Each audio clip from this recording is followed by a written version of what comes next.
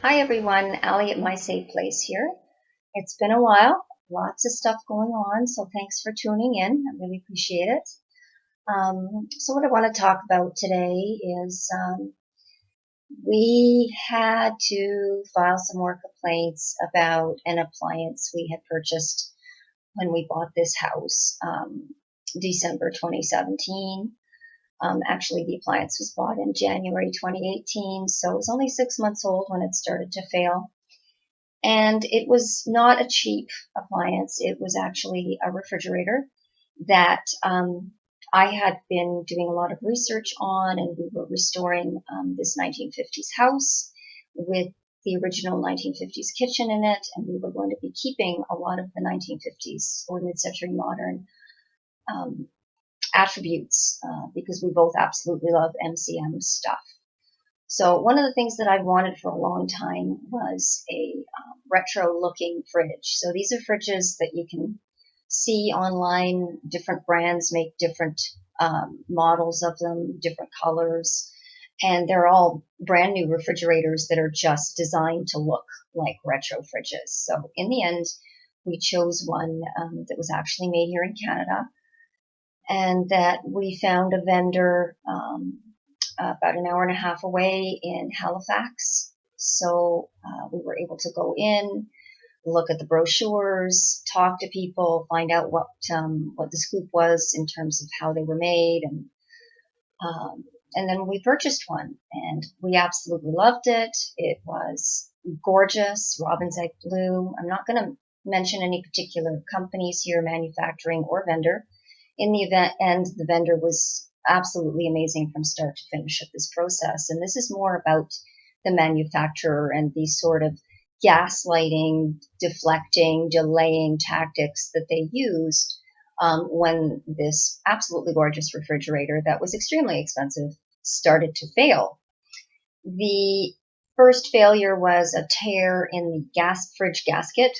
For those of you that aren't aware, the gasket is that white sort of accordion spongy bit that when you open and close the door, it contracts and helps to sort of close the door and seal the door. So mid-July or beginning of, second week of July, we noticed that there was a tear in the fridge gasket.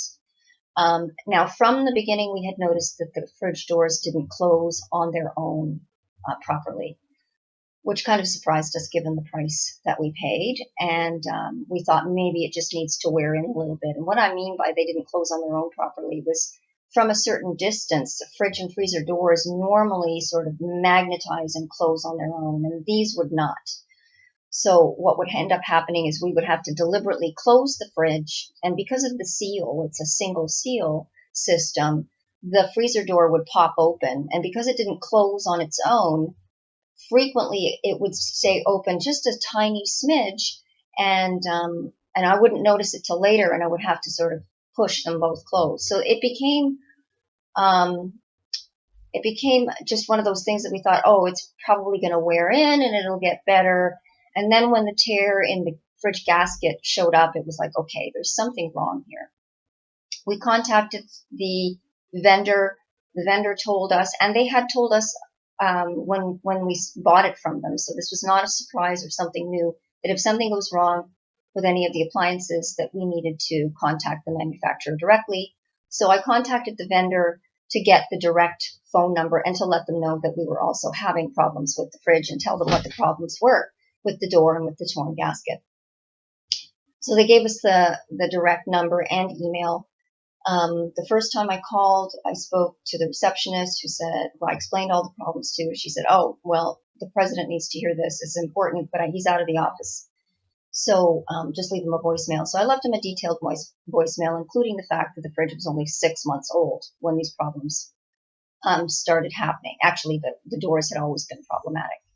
The responses we started to get from them caused us a great deal of concern in terms of they were delaying and deflecting and trying to make it our fault. So we got instructions on how to fix the hinges, that the hinges were probably too tight and or too loose and needed greasing with Vaseline, and that's the word. They actually used Vaseline or white lithium grease.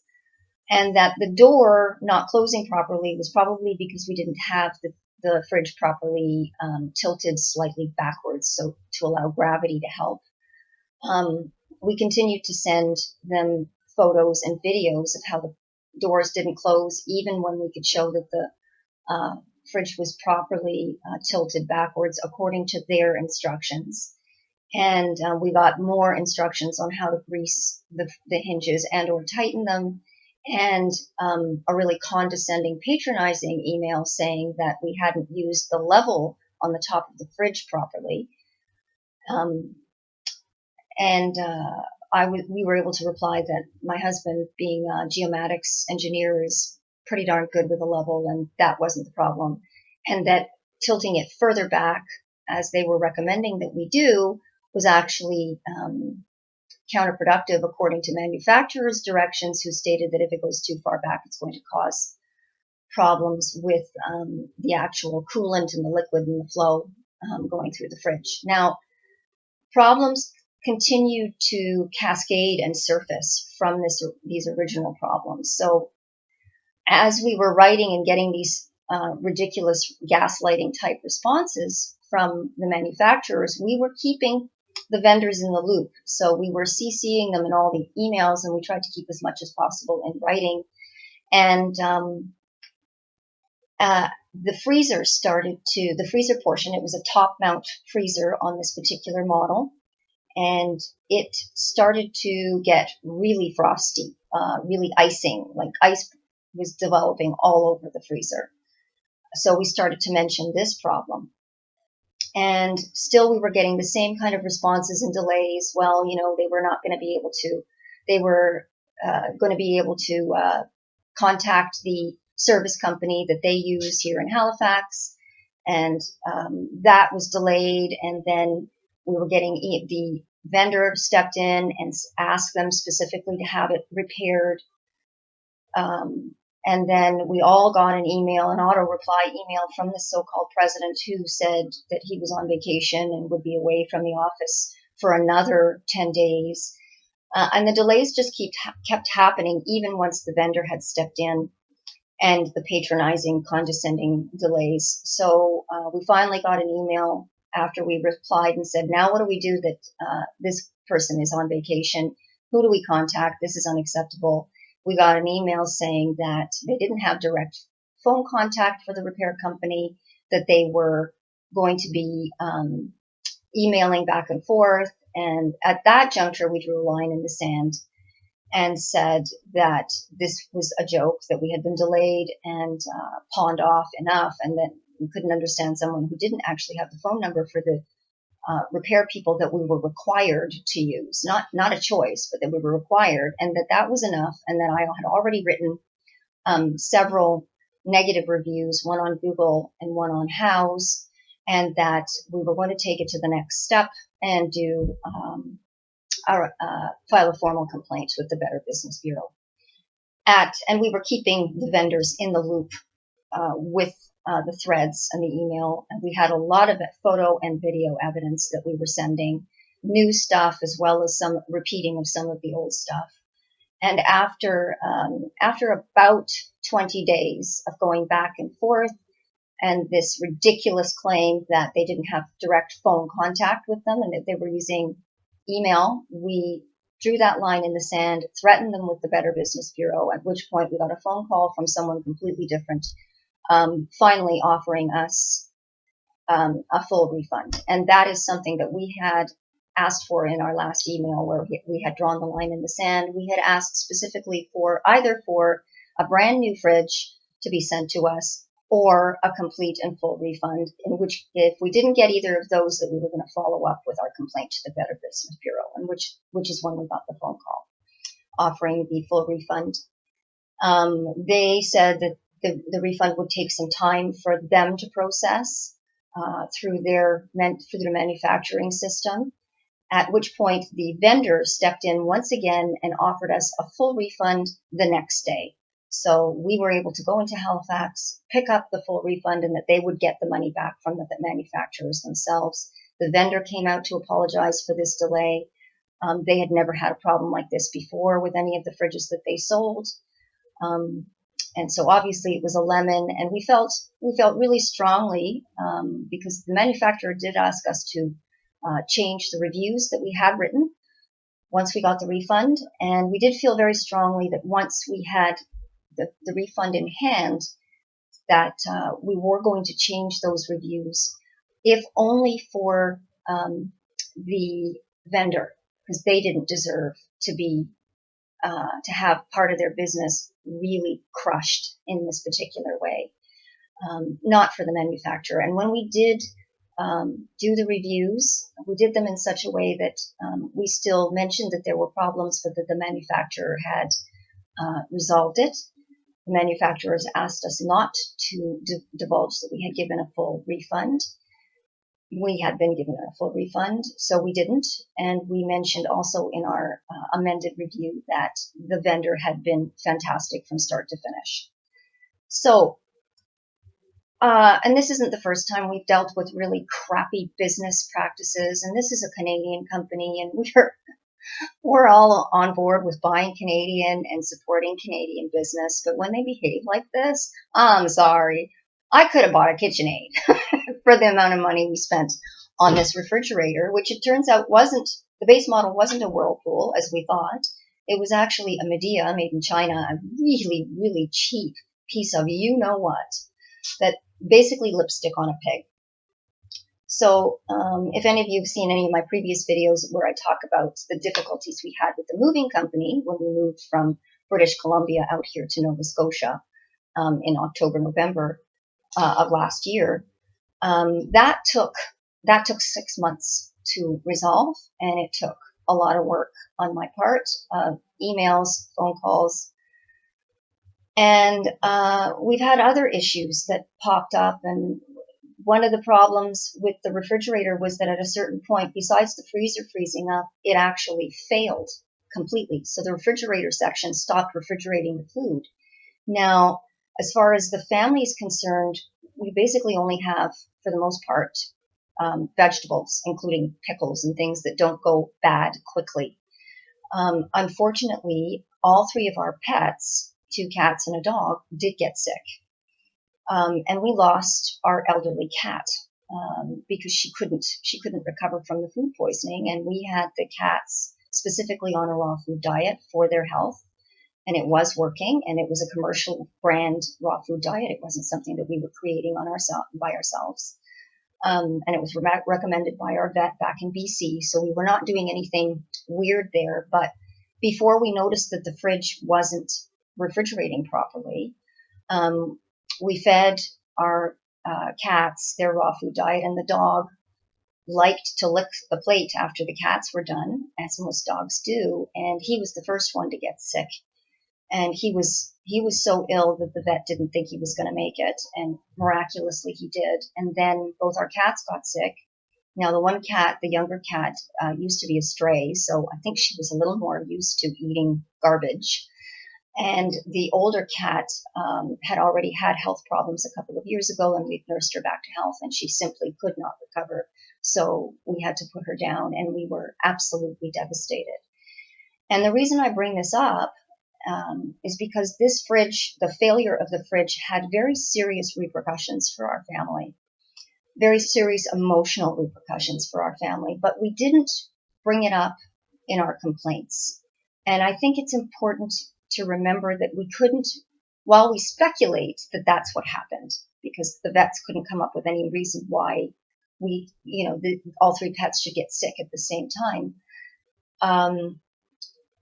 We could speculate that in all likelihood, but we couldn't prove that that was the case. So here's what's important when filing a complaint and when you're dealing with corporate narcissism, as I like to call it, which is this sort of way of dealing with customer service issues that's very, very oriented towards blame, shame, deflection, delay, as we have encountered with the moving company that we used and with this particular manufacturer of the retro-looking appliances.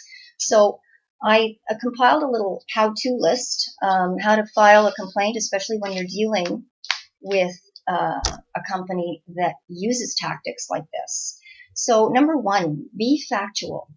Stick with the facts. Keep it simple, and only dates. So on this date, such and such happened. On this date, such and such happened. Whenever possible, avoid using your emotions to talk about what impact that this has had on your family. So we never mentioned to this company that we had 3 sick pets, and we also had massive vet bills, as you can imagine.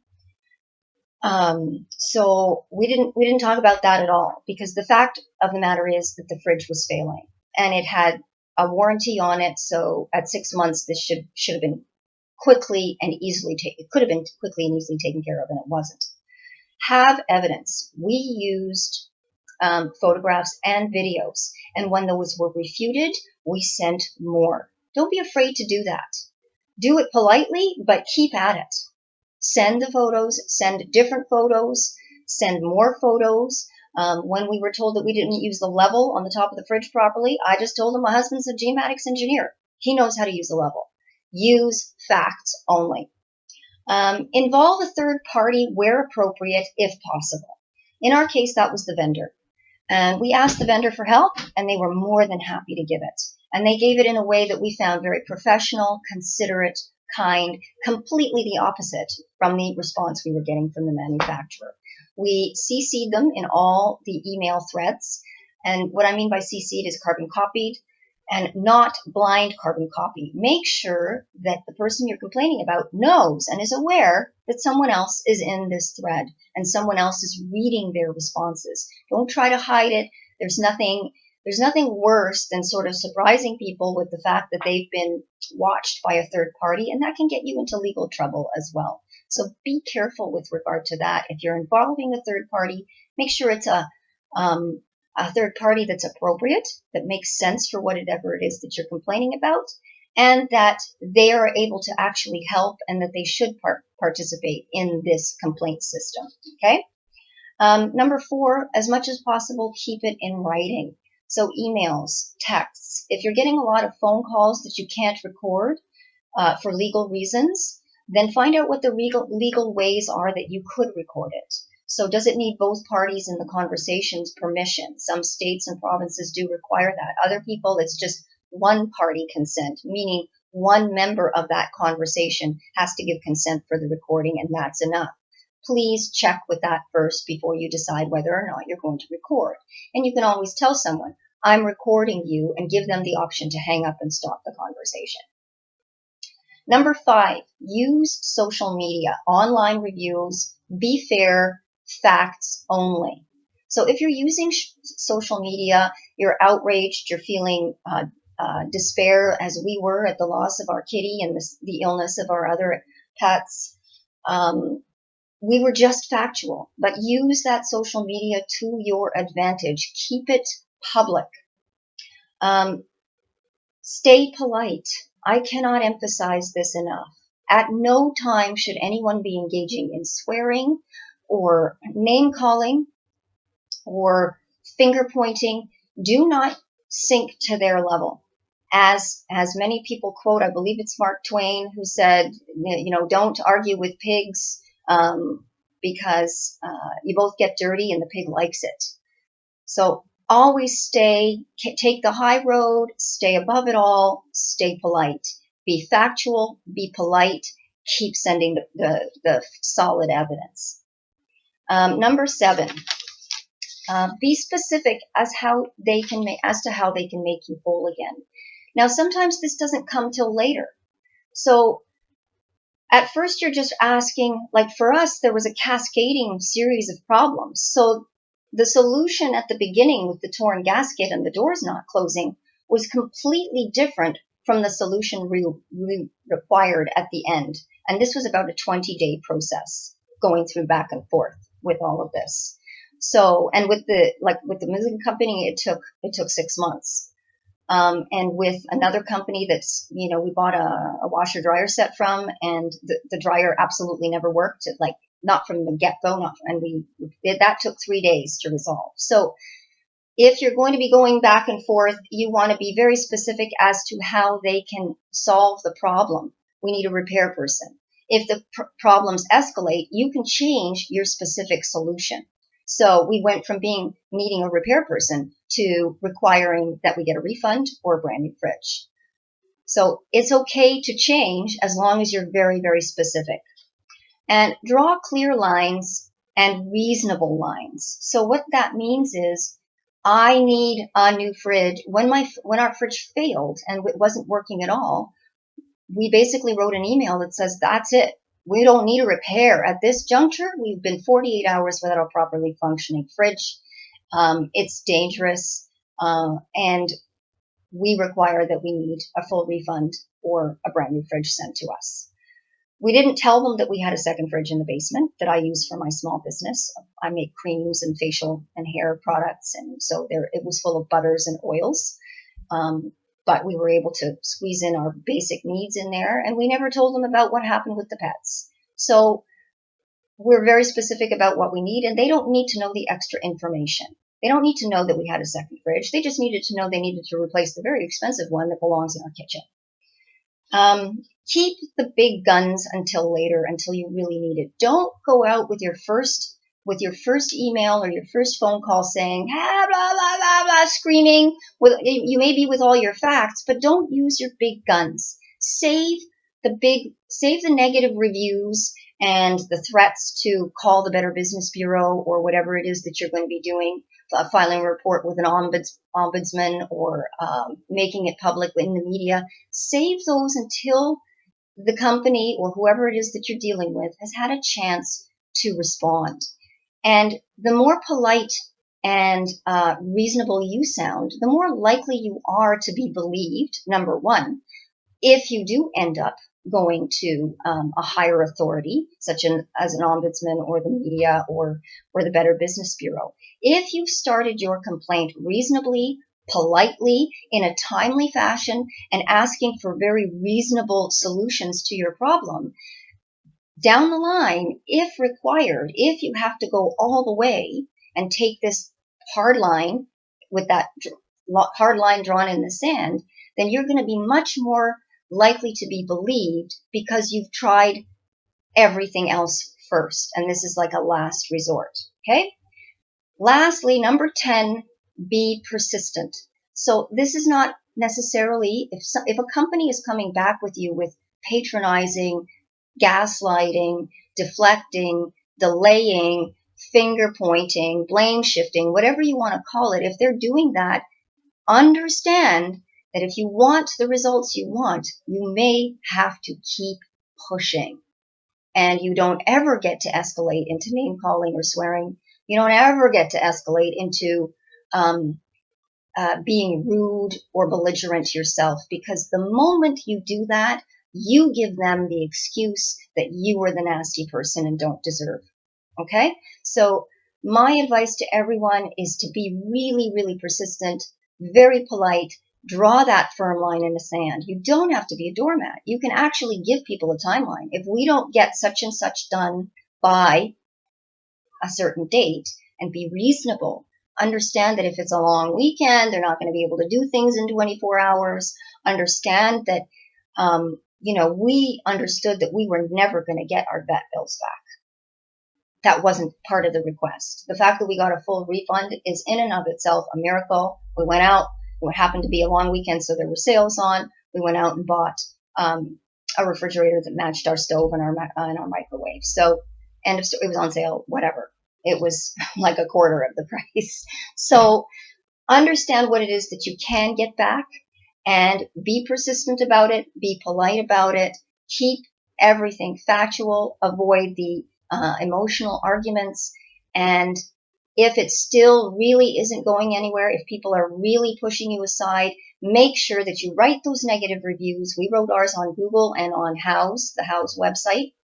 And make sure that they know that you've done that. Let them know and say, I'm going to, and follow through on that threat. Say, I've already done such and such, and now I'm going to take it to the next level. I will escalate. And you can use the word, I will escalate, and use this. And be very, very calm as you do it. It's like gray rock. You don't understand gray rock technique? Please look that up. It's amazing. Gray rock your narcissistic corporations. Keep it going. Be persistent. Best of luck, everybody. Thanks for tuning in.